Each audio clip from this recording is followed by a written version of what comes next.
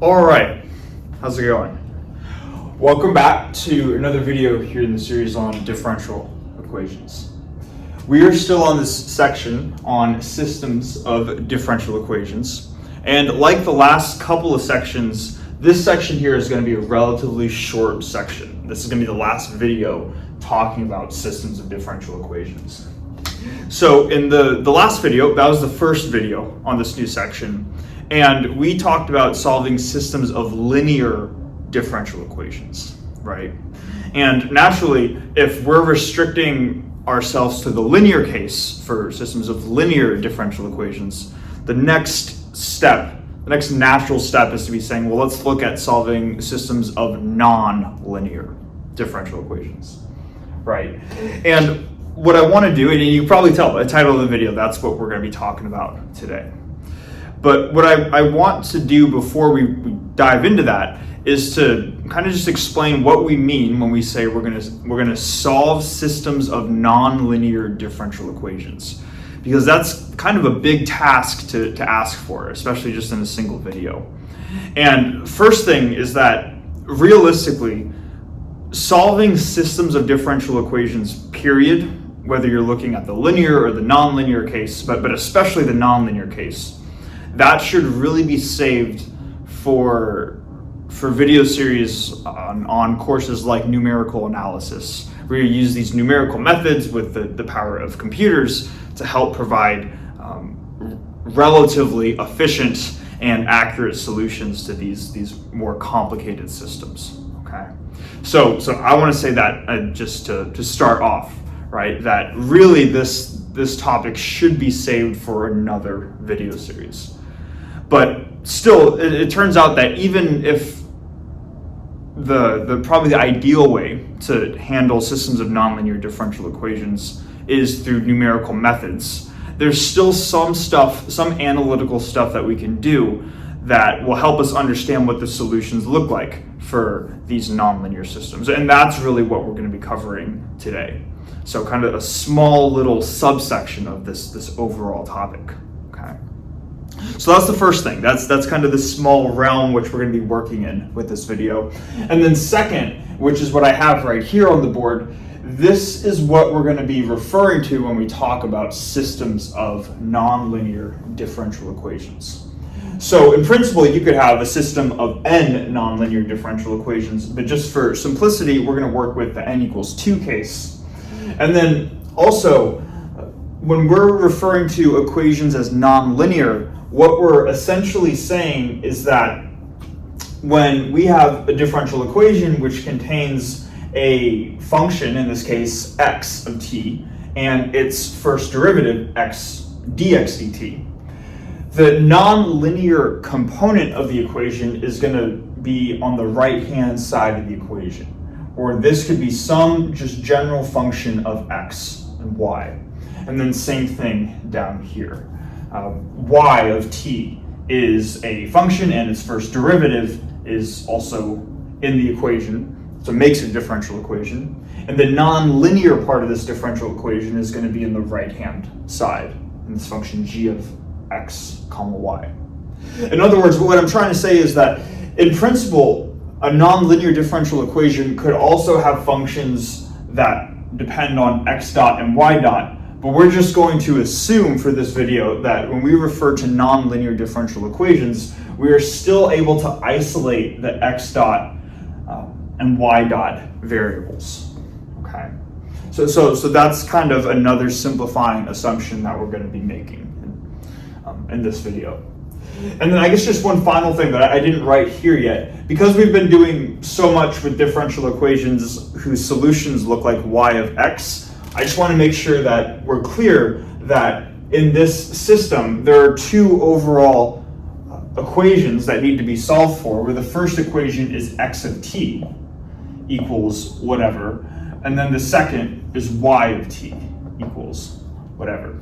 So in this case, the independent variable is no longer x, but it's t, right? And the two equations that are functions of t are going to be x and y. And I just want to make sure we're clear on that before we start thinking of these right-hand sides, f of x comma y, like this is the independent variable and this is the dependent variable, because that's not case. Okay? So with all of those asterisks kind of out of the way, what we're going to be doing throughout this video is we're going to be using some of the tools that we talked about in the last section, where we start looking at these equilibrium points in phase space. And it turns out that with these equilibrium points in phase space, we can still roughly sketch what the overall solution curves look like to these nonlinear systems, even if we don't have all the tools yet in this video series to actually solve for those. So what I'm going to do to start this off is I'm just going to write out the definition of an equilibrium point right here, make sure that we're on the same page about what that is, and then we'll really dive into things.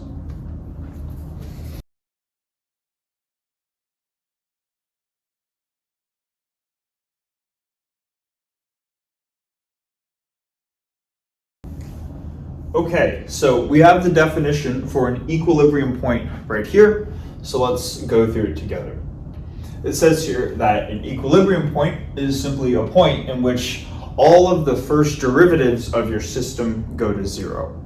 So in the case where we had the system in the previous whiteboard where we wanted to solve for x of t and y of t, if we take dx dt and dy dt and set them to zero, that is going to be a condition which is true at some value of x and y, which we can call x naught and y naught.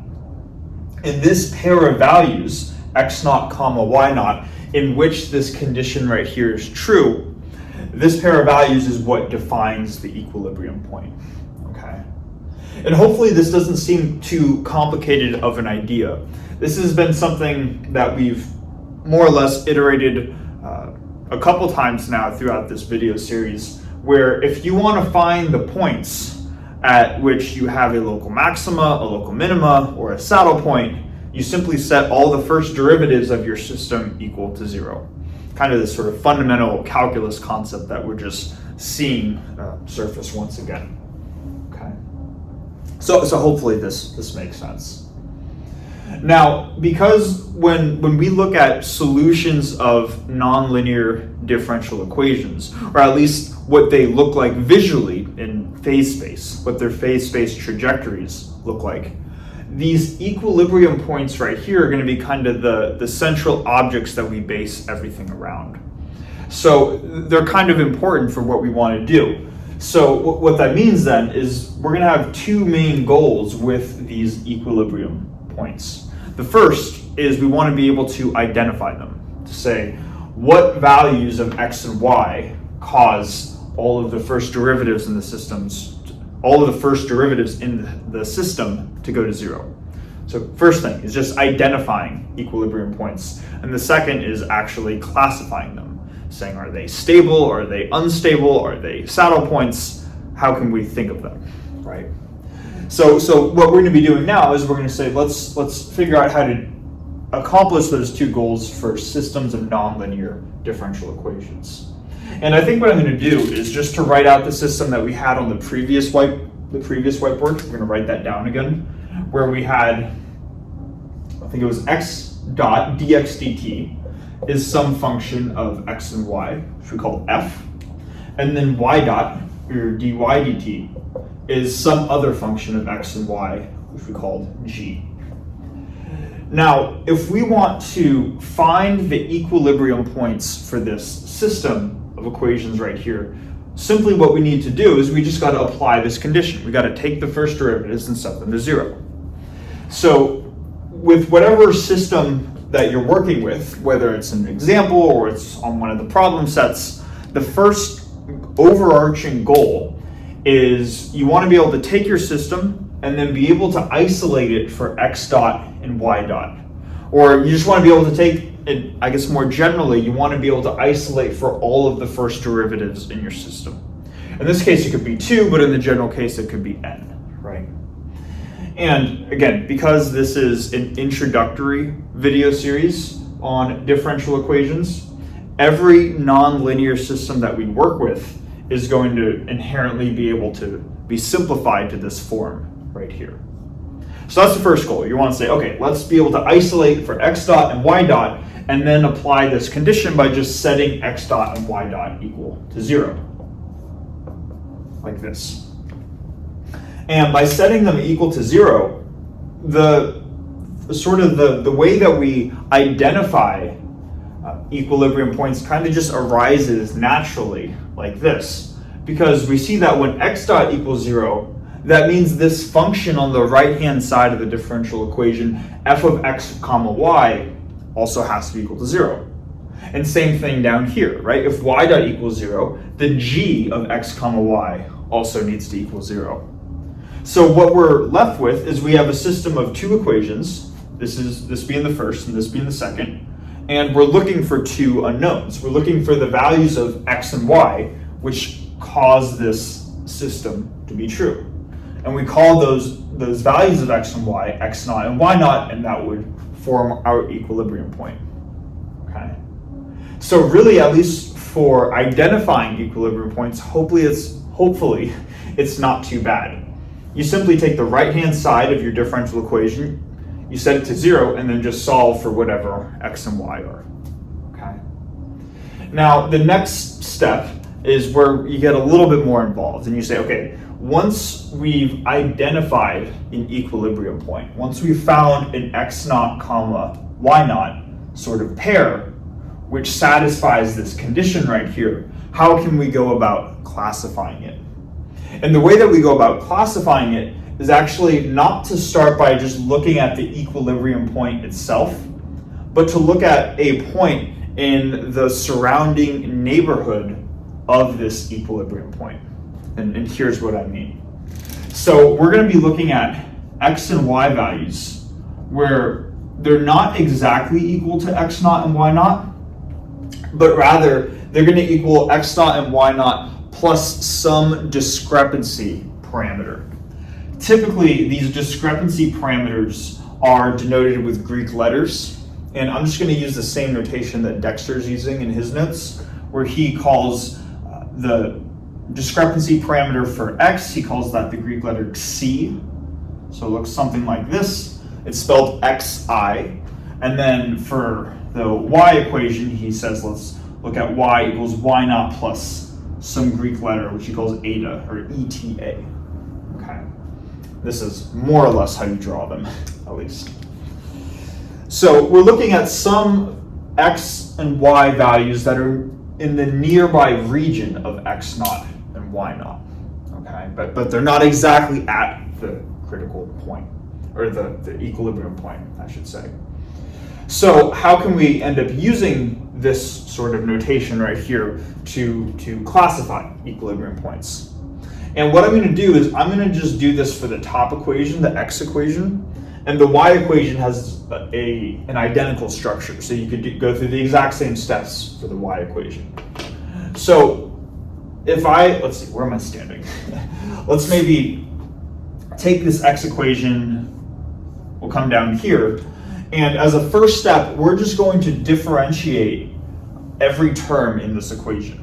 So if I differentiate the left-hand side, I get dx dt, and then for the right-hand side, I'm going to get the derivative of x naught plus the derivative of c, like this. Now, if we remember, x naught and y naught, these are inherently the constant values of x and y, which cause the first derivatives to go to 0. Okay? So what that means is that whatever these values are, that once we found an equilibrium point, once we found a value x naught and y naught, these values are inherently going to be constant. So when we differentiate this constant right here, it's just going to go to 0, leaving us with x dot equals c dot, like this. Now, I guess we haven't talked too much about these c and eta parameters, but we are not inherently going to be assuming that these are constant. The only real sort of condition on these discrepancy parameters is that we want to think of them as being relatively small in magnitude. So that way, whatever x is, it's going to be near x naught, and whatever y is, it's going to be near y naught. But it's not necessarily constant, so that means this term does not necessarily go to 0. Okay. So we now have this equation right here, x dot equals c dot, and I'm actually just going to, in this line below, I'm going to write c dot by itself. So we have c dot equals x dot, like this. And the reason for doing this is because we know what x dot is based off of the provided system at the beginning of the problem. We knew that x dot is f of x comma y, right? So we can just further this sort of chain of equality signs and write f at some value of x comma y, like this.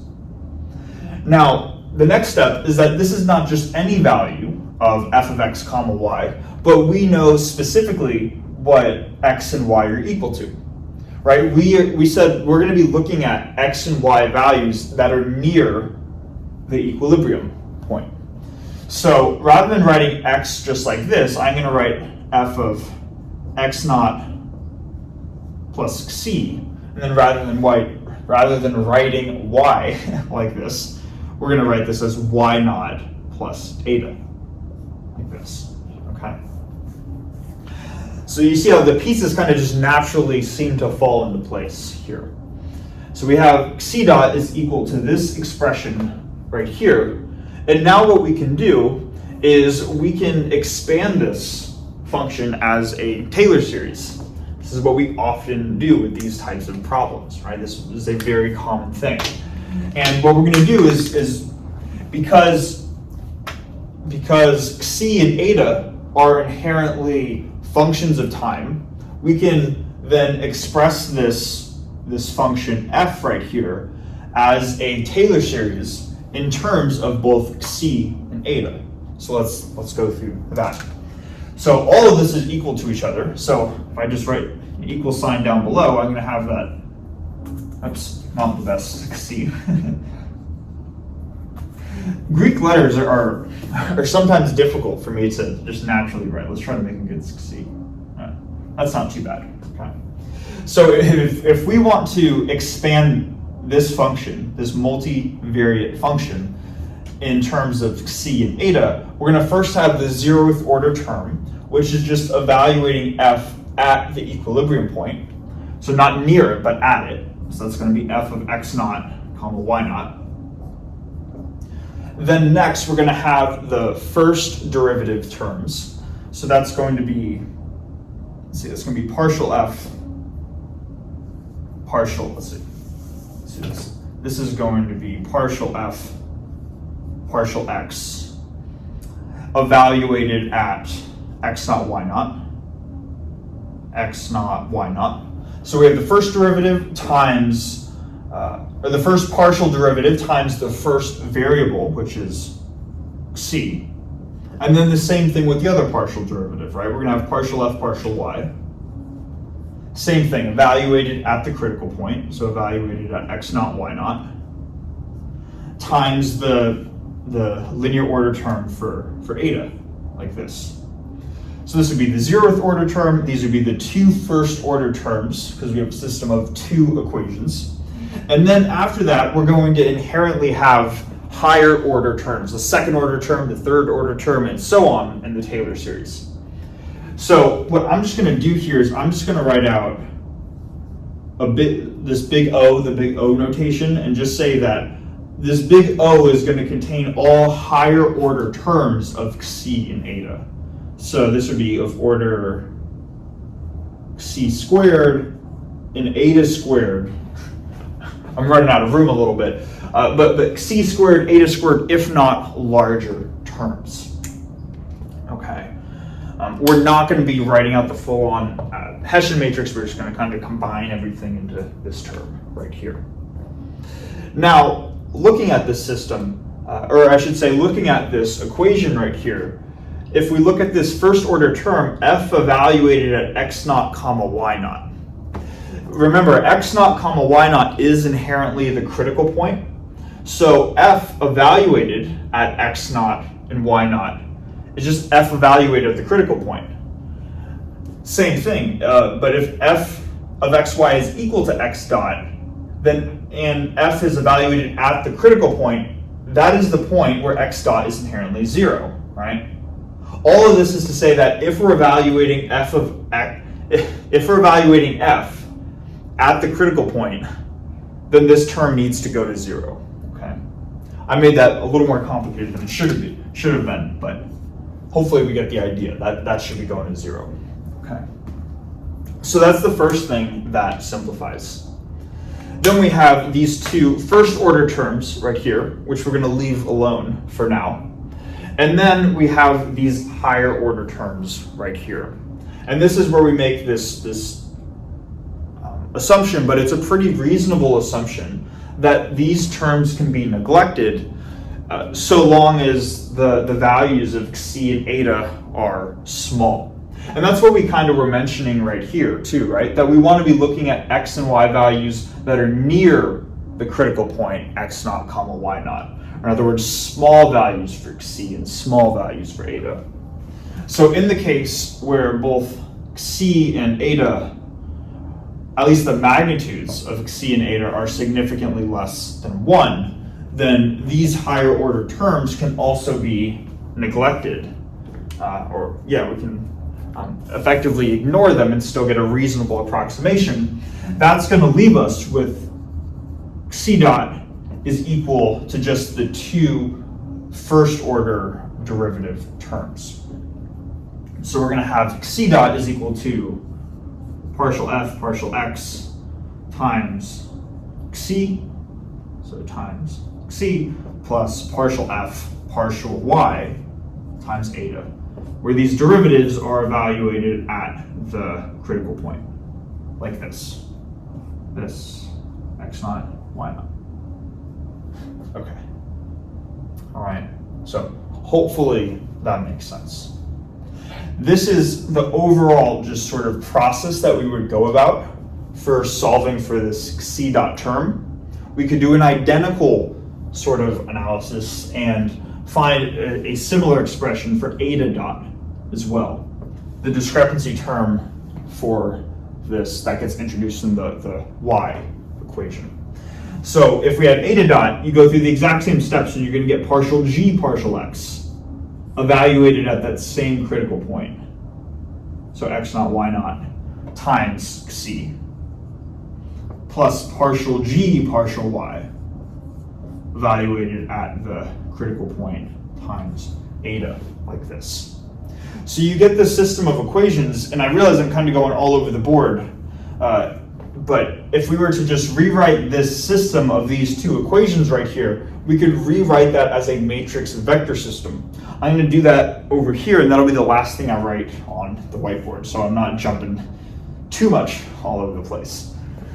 So for the left-hand side, this is almost like I can take these two terms, compactify them into a vector. So I could have a derivative vector of xi dot and eta dot on the left-hand side. Then on the right-hand side, I'm going to have what we'll see is a matrix times a vector, where the matrix, or all the elements of the matrix, are going to be all of the partial derivatives in this equation. So rather than writing partial f partial x, I'm just going to write a slightly more simplified notation of partial x of f. Sometimes we'll see this notation come up throughout different math topics. This means the same thing as this, it's just a little bit more compact. Then we could fill in the rest of the elements of this matrix, so partial y of f, partial x of g, and then partial y of g, like this. And then in order to finish out the equation, we're also going to have a vector containing xi and eta. So we're going to have a vector containing xi and eta, like this. And at this point, it's kind of interesting because we started out at the very beginning with this system of nonlinear differential equations, but now we've ended up being able to first identify the equilibrium point, x naught, y naught, and then looked at how its discrepancy parameters change. And the way that its discrepancy parameters change is actually a linear system of equations. That's why we're able to write it in this matrix vector form, right? So what we can end up doing, and what we're going to be doing, is we can do sort of an eigen decomposition. We can look at the eigenvalues and eigenvectors of this matrix vector system right here for C and eta, and that will help us determine how these x naught, y naught pairs are classified, okay? Using kind of a similar analysis to what we've done in previous videos.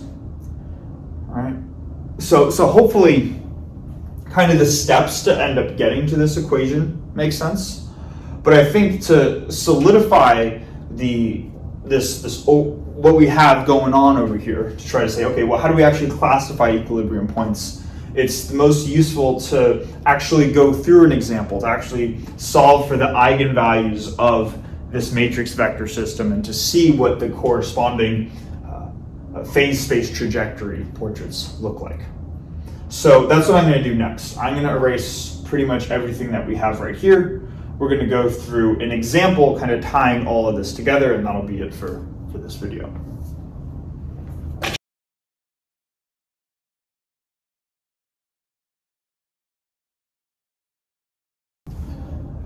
Okay, so we have our example problem right here for a system of non-linear differential equations.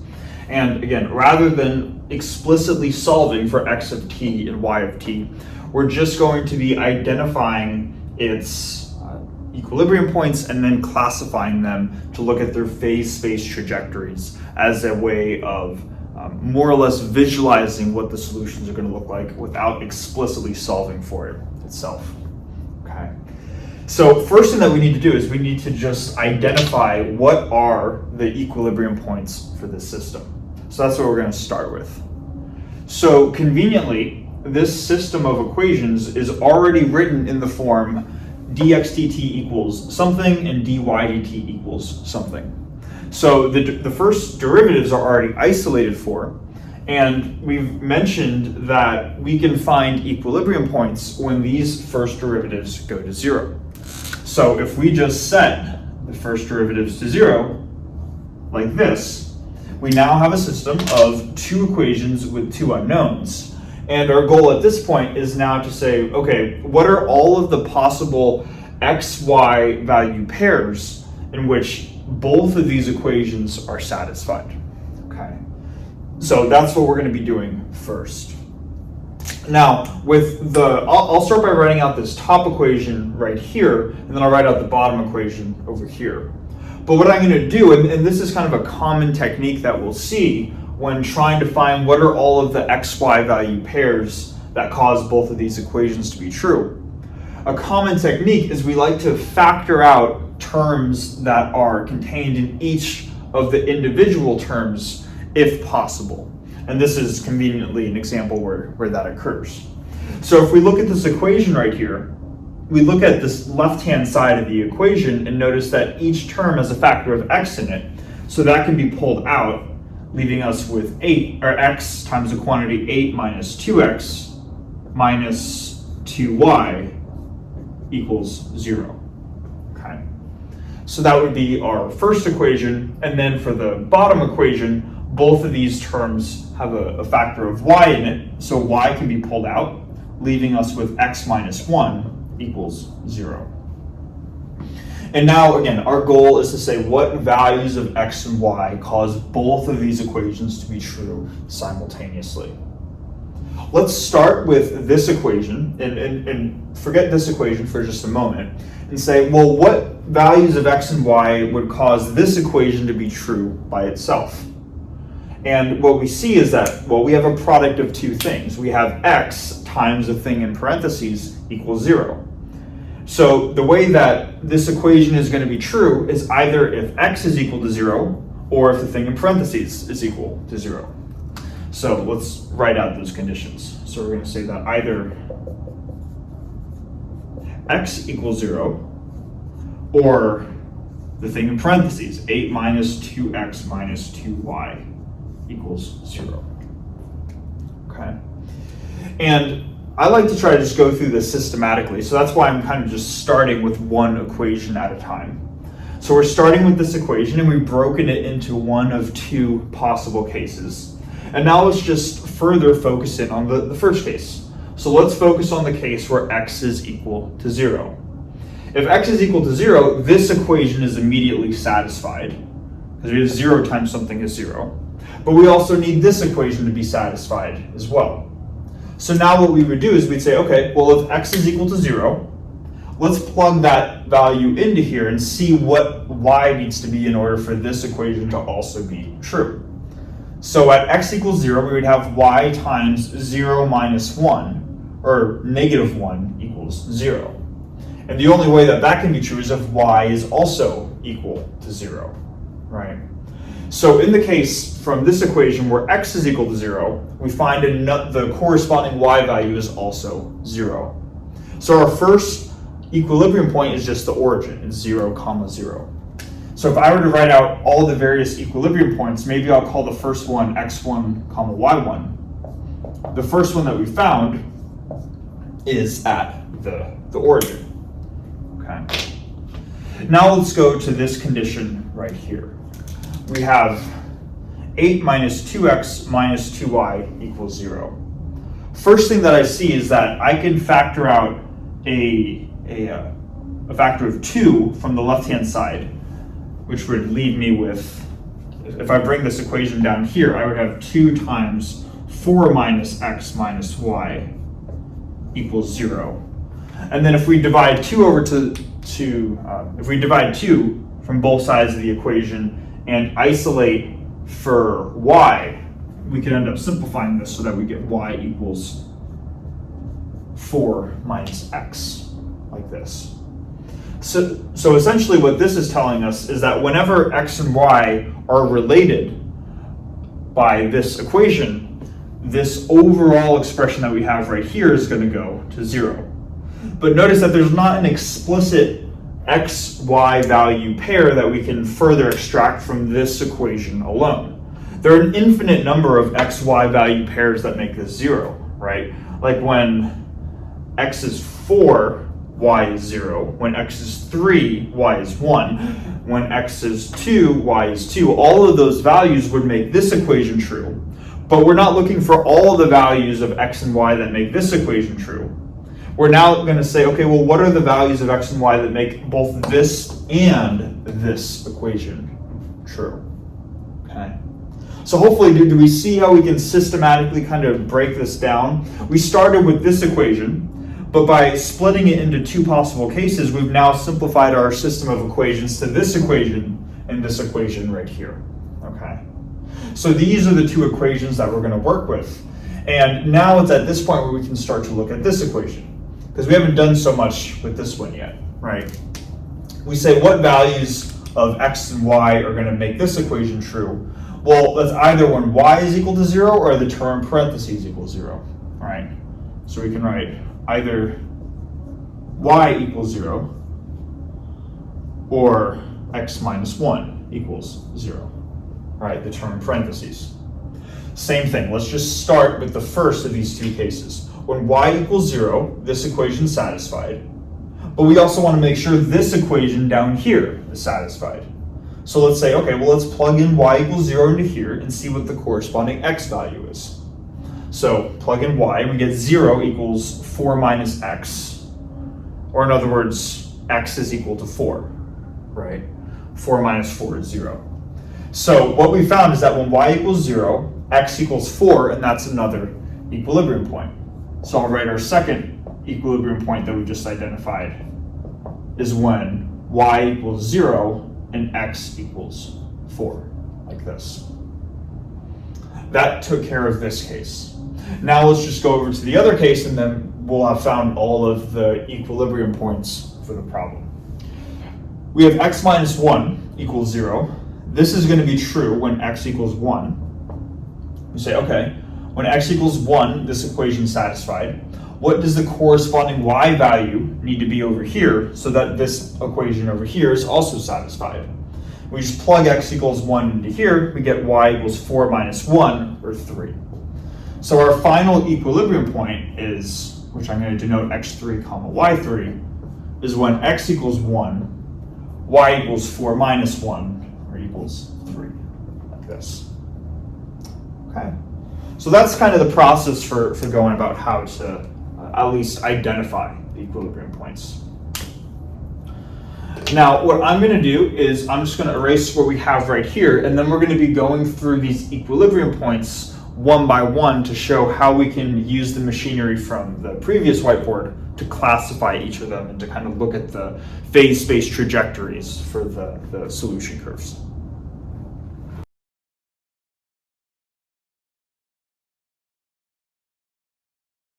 All right, so we've identified our 3 equilibrium points, and now we want to be able to classify them. In other words, how do phase space trajectories move around these equilibrium points as time progresses? And that's why I wrote what we had right here, which was the end of, I believe, a couple whiteboards ago, where we wanted to see how these discrepancy parameters C and eta change as a function of time. Now, before we start applying this to our 3 equilibrium points, let's just come up with a more explicit way of writing this matrix vector system out, right? And the way that we do that is we just take the various first order partial derivatives of our f and g functions. And if you remember, f and g, the functions f and g are simply the right-hand sides of our systems of differential equations once we've isolated for x dot and y dot. Okay, so let's start by just computing the elements of this matrix right here. So if I have on my left-hand side c dot and eta dot, first the top left element is going to be partial f partial x. That's just going to be taking the x derivative of this expression right here, which is going to be, it's going to be 8 minus 4x minus 2y, like that. Then for partial f partial y, we're just taking the y derivative of this expression, which is just negative 2x, like this. Then for the bottom left element, partial g partial x is just the x derivative of this, which is just y by itself. And then for the y derivative of g, that's going to be the quantity x minus 1. So let me y a little more central like that. So these would be the elements of our matrix, and then we have eta c. Okay. So this is our matrix vector system for these discrepancy parameters. And this is kind of like what we were describing in the last video. We want to be able to see how these end up growing as or how these change as a function of time. Are they going to grow or are they going to decay? Meaning, is the discrepancy going to grow or decay as a function of time? And the way that we do that is by looking at the eigenvalues and eigenvectors, or primarily the eigenvalues, but we use the eigenvectors in the phase space portraits. Okay. So to finish off the video, we're just going to be applying kind of all of that to these 3 equilibrium points. And then hopefully, if some of these ideas are still a little bit unclear, hopefully we can solidify them now. So let's start with our first equilibrium point, which is when x comma y is 0, 0. And let's just first apply that this equilibrium point right here to this matrix vector system. So we can say at the equilibrium point 0, 0, we have the following expression for x, y values around the origin. So in the small neighborhood around 0, 0. So we're going to have c dot, eta dot equals, and then it's just a matter of plugging this specific equilibrium point into each of the elements into here. So we get 8 minus 0, which is 8. Then we get minus 2 times 0, which is 0. We get 0 here, and we get 0 minus 1, or negative 1, right here. The origin is always a great critical point because it makes this very easy. There's not a whole lot. If there's an x or y, you just set to 0, right? So that is the matrix right there, and then we have C, and eta. Now, at this point, what we would be doing is solving for the eigenvalues and eigenvectors of this matrix vector system. Again, I want to stress that in this video series, the goal is not for us to learn how to solve for eigenvalues and eigenvectors of a matrix. I'm assuming we know how to do that. If we don't, again, I will just link the videos where we go through that process. So I'll have that in the video description if I remember. And so we're just going to go through just stating what the eigenvalues and eigenvectors are, and then maybe writing out the phase space portrait over here. Fortunately, in this case, if we're familiar with eigenvalues and eigenvectors, it's not even something where we can almost see it right away. And the reason that we can see it right away is because we have a diagonal matrix already. And there's kind of this convenient property of diagonal matrices where if you have a diagonal matrix and you're trying to find the eigenvalues and eigenvectors of that matrix, it's kind of just laid out here for you. The first eigenvalue would just be the first element of your diagonal matrix. So we can say that lambda 1 is just the number 8. And the corresponding eigenvector is just the standard basis vector. So the 1, 0 basis vector. So we can have lambda 1 is 8, and then the corresponding eigenvector is 1, 0. Okay? And then our second eigenvalue is just the second element along the main diagonal. So we'd say lambda 2 is -1, and then the corresponding second eigenvector is just the next standard basis vector, right, which is 0, 1. And if you had a larger system, a larger matrix that's diagonal, you would just keep doing that process iteratively throughout each of the main diagonal elements. Okay. So then you can say, okay, well, what does this mean for us if we have these two eigenvalues? And this is when we want to go back to that section on the directional derivative where we were using eigenvalues and more specifically the signs of eigenvalues to help us classify what type of equilibrium point that we had. If we remember, and we'll draw it out over here, but if we remember, eigenvalues with opposite signs, so this is negative and this is positive, indicate that we have a saddle point. That is a type of equilibrium point that we're working with. Okay, so what we can do is if we were to plot this, where we're just working with I guess effectively these as our basis vectors right here, because here let's I guess start with this. We'll go one at a time. We'll start with this basis vector, or this eigenvalue-eigenvector pair, I should say. The eigenvector is 1, 0, so that's the eigenvector that lies along the horizontal axis. And because lambda is 8, that means it's going to be positive, so that means we're inherently going outwards. So I can just draw these outwards arrows, kind of like this.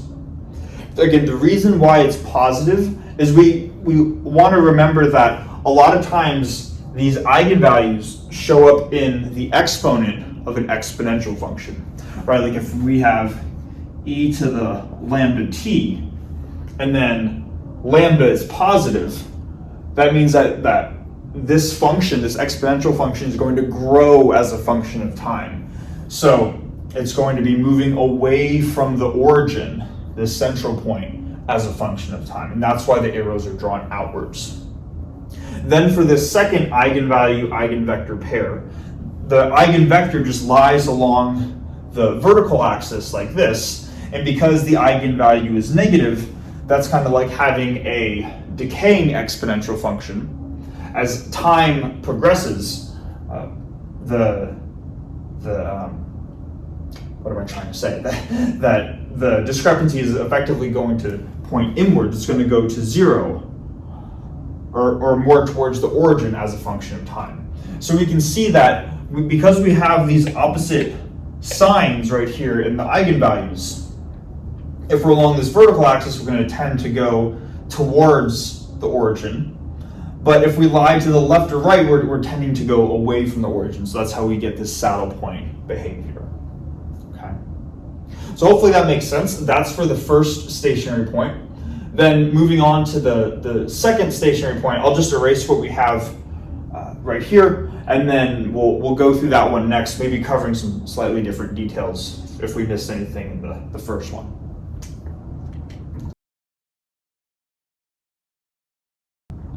Okay, on to the second equilibrium point, 4, 0. So similar to what we did with the origin case, we first want to just set up this linear system of equations for the discrepancy parameters c and eta evaluated at this equilibrium point, right? So for the top left element, we would have 8 minus 16 minus 0, which is -8. For the top right element, we'd have -2 times 4, or also -8. Down here, we would have just 0, and then 4 minus 1 is 3. So these would be our elements of our matrix right here. And I just want to say too that in the last whiteboard, I had this feeling like I was missing something, like there was something that I thought I wanted to say, but I didn't remember. And so I paused the video, when I was fast forwarding through it, I paused the video, and I said, oh, this is what I wanted to say in the previous whiteboard that I just wasn't remembering at the time. So before we get into this, we're about to get into the eigenvalues and eigenvectors of this, and I'm going to just write out, I'm going to go look at what the eigenvalues and eigenvectors are. I'll write them down here. But before we do that, I just want to go back to the phase space portrait that we had in the previous whiteboard, where I think the horizontal axis went outwards and the vertical axis went inwards. And I just want to make sure that we understand what this means. It's, of course, we can say, sure, it's a saddle point because one goes out and one goes in, but what is really going on here? And let's just take a step back and remind ourselves that when we solved for the eigenvalues and eigenvectors of a matrix vector system, this was inherently the matrix vector system that we were looking at. In other words, this specific matrix vector system looks at the long-term behavior of c as a function of time and eta as a function of time. In other words, how do the discrepancy parameters change as a function of time? So what it is effectively saying is that if we were to think of the horizontal axis as the horizontal discrepancy parameter and the vertical axis as the vertical discrepancy parameter, effectively what it's saying is that around the origin, if you were to move in a small direction around the origin, if you were to move a small direction about the y value, or if you were to move slightly above or below the origin, it would tend to go back to the origin because the arrows are pointing inwards. But if you were to move slightly to the left or the right of the origin, the arrows are pointing outwards, so the discrepancy is increasing as a function of time.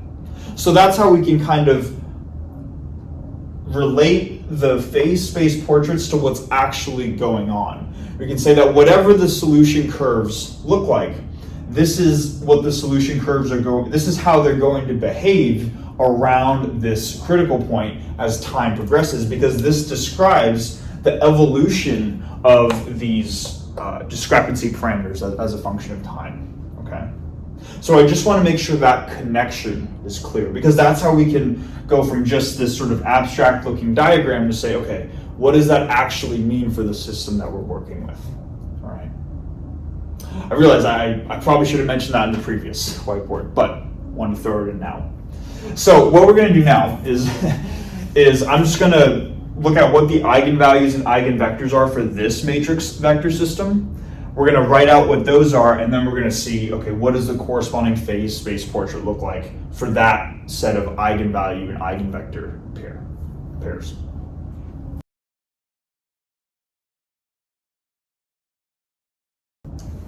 Okay, so these are the eigenvalue and eigenvector pairs of this system right here. So let's now see what the corresponding phase space portraits look like. We'll start with this case right here, where we have an eigenvector of 1, 0. So same idea, it's going to be pointing along the horizontal axis because that's the span of this eigenvector right here.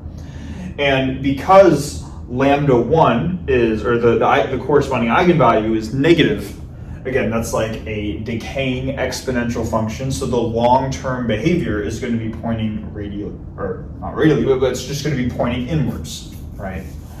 So we have a line like this, and then the arrows are going to be pointing inwards. As for this eigenvector right here, it's no longer just like the standard basis vector 0, 1, like what we had in the previous case. So when we draw out the line where the arrows go either inwards or outwards, the span of that line is now going to be the span of this vector. So that would be, let's see, that'd be like 8 in the positive x direction and the negative 11 in the negative y direction. So it might look something like this. Or what I'm doing here is I'm just drawing out the span of this vector right here. And again, because the eigenvalue is positive, that tells us that we'd have this growth as a function of time, so the arrows are going to be pointing outwards. And same thing as last time, because we have mixed eigenvalue signs, that means we're inherently working with the saddle point. And now let's also just describe what is going on with this phase portrait here, just to make sure we can understand this. So again, what is being plotted here are eigenvalues and eigenvectors for this specific system, which talks about just the discrepancy parameters as a function of time, which means we're looking in the neighborhood around 4, 0. So at the origin right here, this origin where we have this intersection point, that's when both c and eta are 0. So this would be, that's, in other words, when we have a 0 discrepancy, when we're not, when we're exactly at the critical point, right? That's another way of saying we're at the critical point, is when there's 0 discrepancy from the critical point. So we could effectively think of this point as the x2, y2, or equilibrium point that we found. That is the 4, 0 point in the xy space. Okay, so that's the center thing is, or this intersection is itself the equilibrium point, and now we're just looking at behavior around this equilibrium point. So if we go to the left or the right of this equilibrium point, it's going to tend to go towards the equilibrium point. If we go along this axis right here, that's going to tend to go away from this equilibrium point. And now, just to add something that maybe we didn't add in the last time as well, is the solution curves are naturally going to follow according to how this is drawn out. So if we're actually looking for what x of t and y of t are doing as a function of time, we can kind of just refer to this this little phase space diagram that we have right here, where it seems like an arrow might be going like this, and then it might be going like this. So this might be one phase space trajectory curve, or one set of curves. You might get a curve that looks kind of like this, kind of like this. And you can see how you could draw in line just according to where the arrows kind of tell you to go. So these lines that we're drawing here, this would be what the xy functions are doing as a function of time. This is quite literally drawing out what the solutions to these non-linear differential equations are doing as a function of time, even though, again, we haven't even done anything specifically to say what is x of t and what is y of t. We're simply just using the equilibrium points and by looking at their classification to end up drawing these lines. Hopefully this is making sense. For the final equilibrium point, we're going to do the same thing. Okay. So what I'm going to do is I'm just going to erase this. We're going to, I think what I'm honestly going to do, because hopefully at this point it makes sense that for the third equilibrium point, the first thing that we do is just we plug in 1 and 3 into x and y respectively in here. We get a matrix vector system in here, and then we get the eigenvalues and eigenvectors here. So what I'm going to do, I'm going to erase this, plug in everything that we need right here, and then just discuss the phase portrait for this third equilibrium point, because it's kind of an interesting one. It's going to be different from a saddle point, which is what we had in these first two cases. So we'll do that to finish off the video.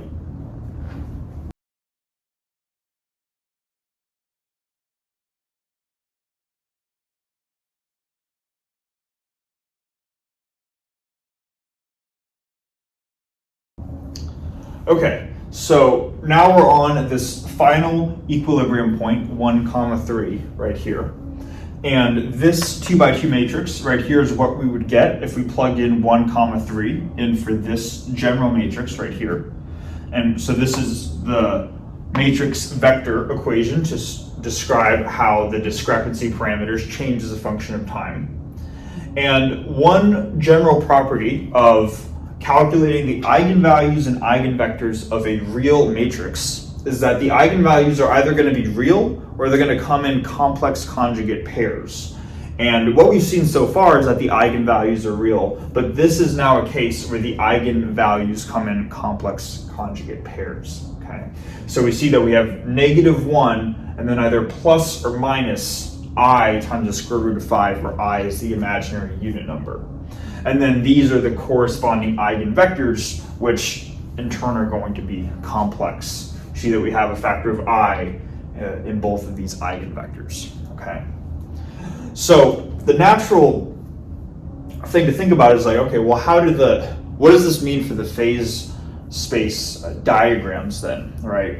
Because before what we would do is when we would draw any two lines, whether it was like this or it was like this, the center point of, or where the two lines intersected, this was the equilibrium point. This represented the equilibrium point in the XY plane, right? We're in the plane of in the overall solution space, right?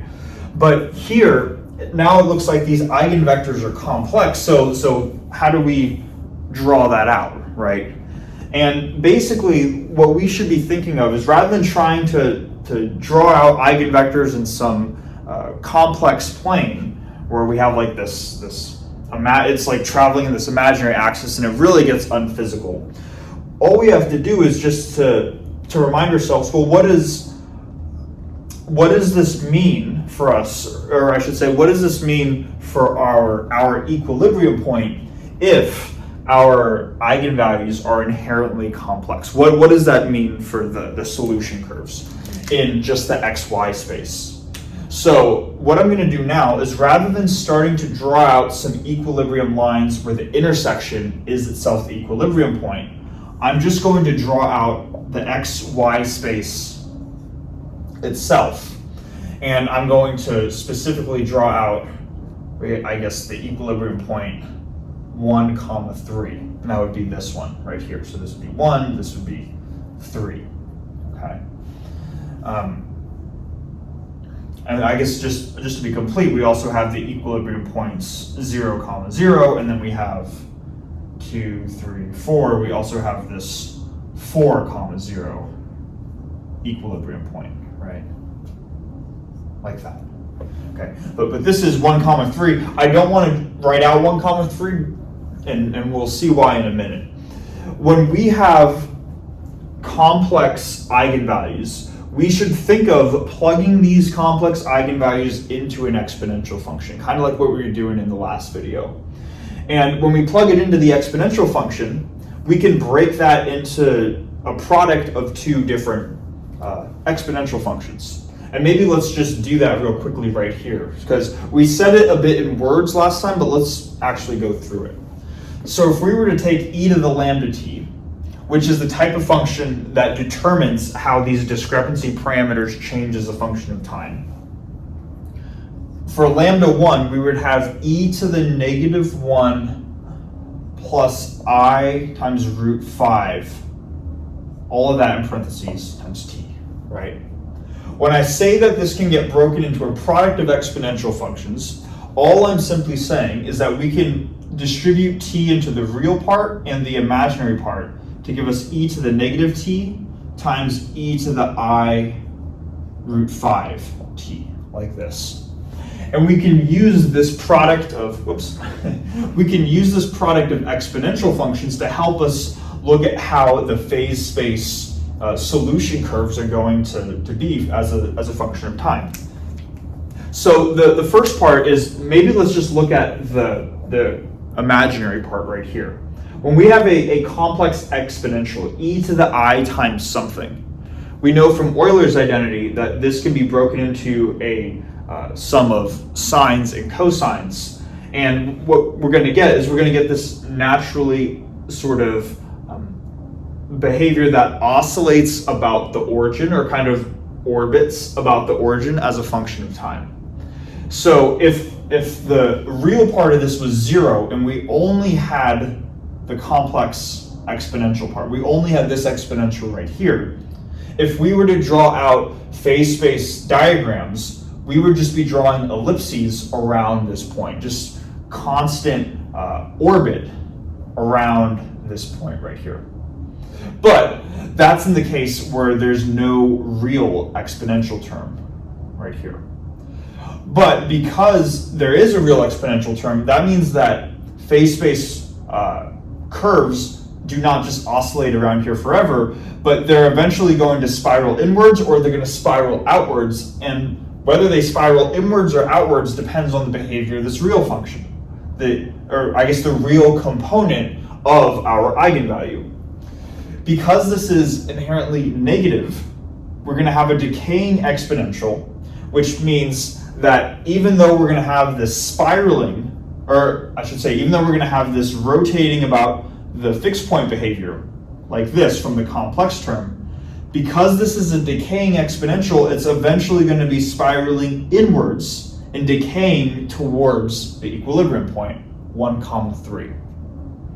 In the case where this real sign is a positive 1, so let's say this is plus 1, or just 1 plus e to the I root 5 times t, then we would have this orbiting about the equilibrium point, but that orbit would get progressively farther away from the equilibrium point because this exponential function would be a growing exponential. Okay.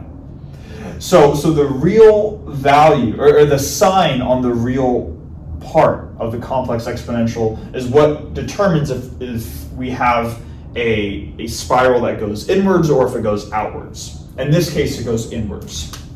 So what we can draw is we can start by drawing, and again, this is a rough sketch, but we can actually just start to draw out what solution curves are going to look like in the xy plane. So I can start to draw this, and then it might eventually spiral inwards like that. Now, are the curves going to look exactly like this? Well, probably not, right? Because we don't know the exact form of x and y. But you could see how we're still able to draw out the rough behavior of quite literally how x of t and y of t change as a function of time without even solving for the differential equations themselves. And this is the power of working with phase space solutions. Okay. So maybe just putting all of it together. I'm going to try to see if I remember this.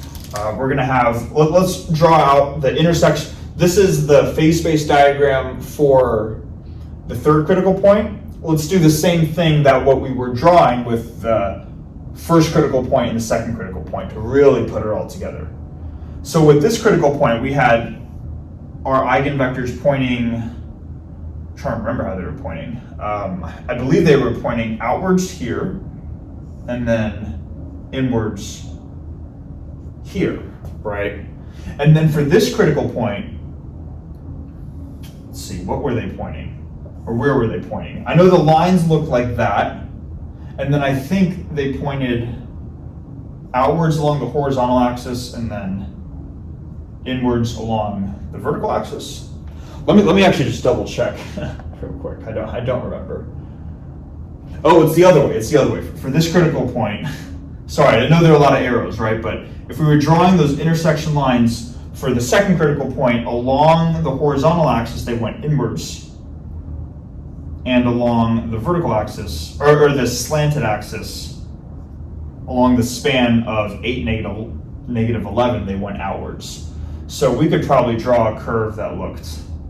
So if we were to draw just an overall curve, maybe let's try to do that to finish out the video. I think this would be good. So we have 1, 3. Sorry, I know this is going to get a little messy, right? But I'm just going to more or less follow the lines, or the arrows, I should say, and that will help me draw out an overall solution curve in the XY space. Again, this is the solution space of our system of differential equations. Let's just say I start here in the parameter space. Then it seems like according to this arrow, I want to go down and then I want to progressively go to the right, something like this. And then with this arrow, I want to keep going here, but then this arrow is pointing me back up this way, right? So then I'm going to probably go something like this. So this, what I just drew out, I drew this from looking at the intersection points from critical points 1 and 2. And now we can start to see what the spiral is going to look like. So I know now that I want to spiral inwards around this 1, 3 critical point. So I can more or less just start to draw something more or less, right? Like this isn't perfect, but something that looks kind of like that. Is it perfect? No. But does it still give us an overall idea of how X and Y behave as a function of time? Yeah, right? So I think this is pretty cool. This is a lot of stuff that we can do to understand how systems behave, even if we're not solving for the systems themselves. Okay. All right. That's going to cover it. That's going to be all we talk about for systems of differential equations. I'm not sure if I'm going to split this. I'm still deciding if I want to split the final section into 1 video or 2 videos, but it's just going to be introducing a type of equation called a partial differential equation. I'm very excited to make the final videos. It's such a fun topic to end on, even though it just barely scratches the surface of what partial differential equations are. So look forward to that, and thanks so much for watching this video. I'll see you in the next one.